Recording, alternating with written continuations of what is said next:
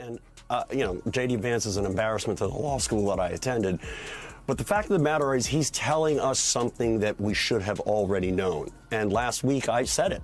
They are not going to obey court orders. Well, grease my boots and fire up the jets, because George Conway just took JD Vance and Donald Trump out behind the woodshed.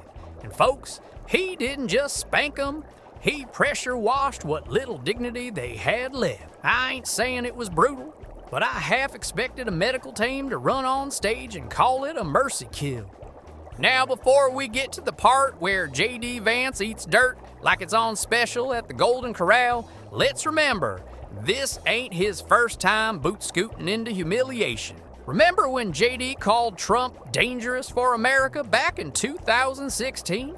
And so one of the takeaways is not just that the Republican Party base is somehow fundamentally flawed in a way that's unique in American political history. It's that Trump is a really bad candidate and, frankly, I think a really bad person. Yeah, that was before he sniffed the MAGA air so hard he gave himself brain freeze. These days, JD's got his lips so firmly planted on Trump's backside, you'd need a crowbar and a gallon of Crisco to separate him. And Trump?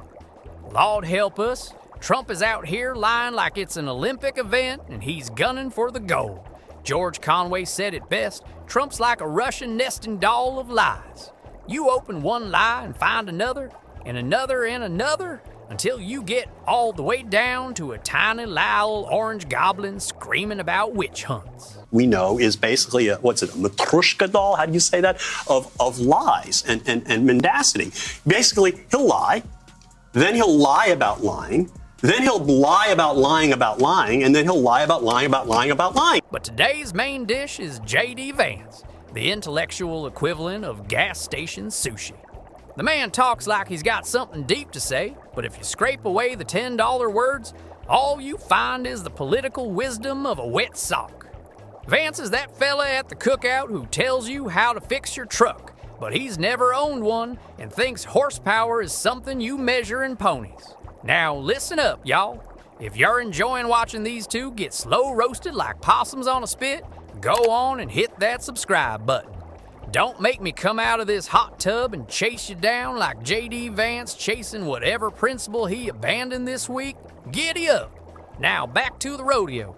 George Conway ain't just whipping JD with facts, he's setting fire to his whole rickety political career and roasting marshmallows over the embers. To law school, the same law school as JD Vance, what do you think he learned there that prepped him for what happened last night?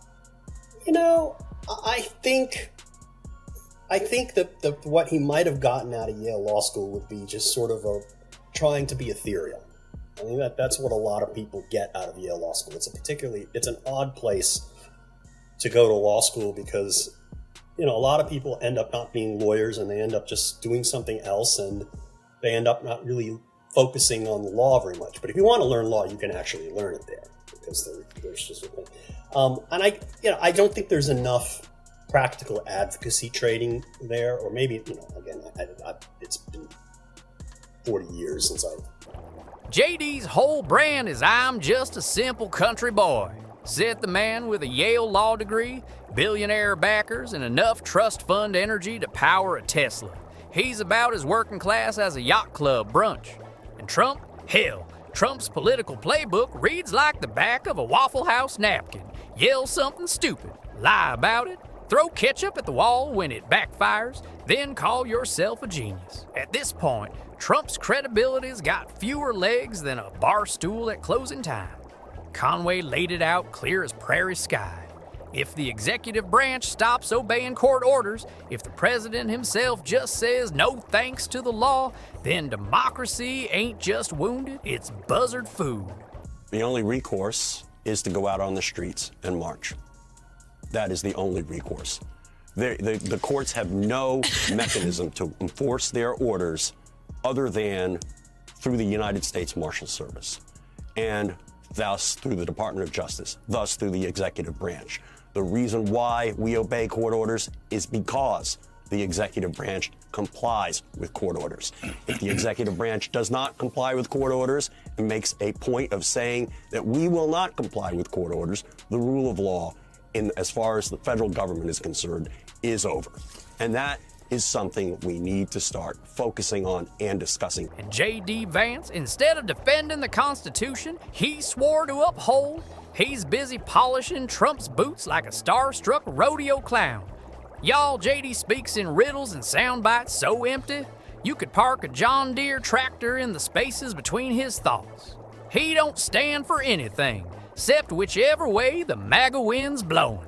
Hell, if Trump came out tomorrow saying gravity was a hoax, JD would be flapping his arms trying to take flight. Trump, meanwhile, struts around like a rooster taking credit for the sunrise. Never mind he's tripped over his own feet so many times, he ought to be wearing bubble wrap. He ain't a leader. He's a reality TV mascot who lucked into real power and treated it like it was another episode of Who Wants to Wreck a Democracy? There's no strategy. There is no thought. And the brand is just him. He lives in this world where there's just him.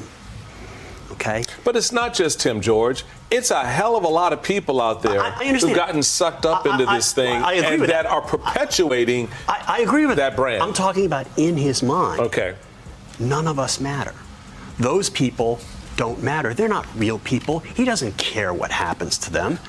If they show him adulation and they do what his bidding, that's good. If they don't do his bidding, he will destroy them. He will discard them. By the end of it, George Conway wasn't just calling him out. He was dragging the whole rotten MAGA carnival into the daylight where it belongs, showing that Vance and Trump ain't champions of the common man. They're just two rich boys playing dress up, selling snake oil, and hoping you're too tired or too angry to notice the bottle's already empty. He can't help himself but emotionally react to things. But one of the things that he's a narcissistic sociopath. That's the thing everyone has to kind of get used to. It's the reason why you cannot normalize him. You cannot treat him like a normal human being because he's not. So next time you hear JD Vance talk about defending freedom, just remember, the only thing he's defending is his shot at a Fox News contract when this whole sad little act crashes and burns. If y'all had half as much fun as I did watching these two jackrabbits get filleted, make sure to like, subscribe, and stay tuned. Stay warm, stay woke, and stay soaked. I'll see y'all next time right here in the tub.